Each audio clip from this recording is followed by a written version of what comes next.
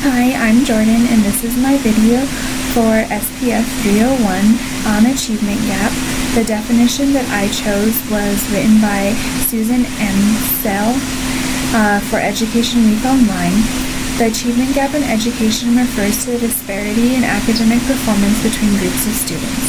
The achievement gap shows up in grades, standardized test scores, course selection, dropout rates, and college completion rates, among other success measures. Personally, I have seen achievement gap affect my community based on rich and poor, ethnic background differences like colored and white, and funding for lower income school communities. One of the lower income school communities recently got put on probation, and being put on probation, the rules that now it has to follow is that the school year was extended by 2 to 3 weeks compared to other schools in the district, as well as the school day is longer, in hopes that they can bring their test scores back up and bring their school grade up all together. But luckily this past year, or this new year, the government and legislature just passed a law changing the way schools are graded, and our new governor is really focused on education, so hopefully this will help bring more funding into education, helping the lower income schools and the lower income communities, because these kids should have the same tools and materials available and teachers available to them to succeed just as much as the higher income communities do. And a big thing in these lower income communities is good teachers are not wanting to go teach there because they are not getting treated fairly.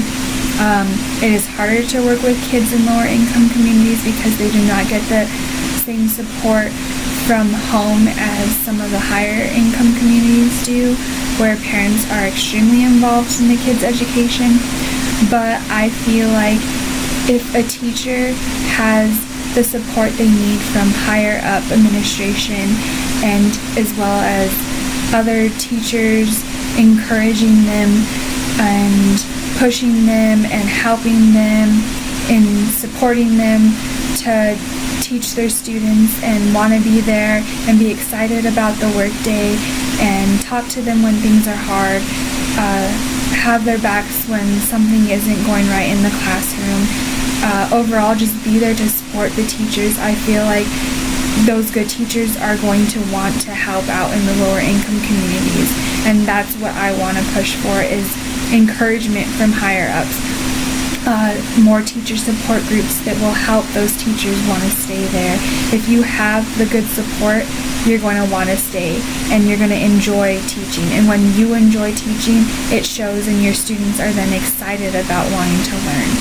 Also, I want to push for more funding in schools in lower communities because they deserve the same materials and tools as higher communities and schools that are getting funding.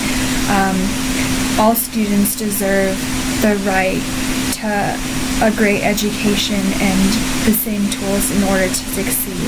So I want to push for that. Some of the downfalls, though, is we do have lacking funding in education, so some things need to change. How can we get more funding for education? Could we move funds from things that are not necessary and push it towards education? Education should be the core of everything, and that's what I hope to achieve.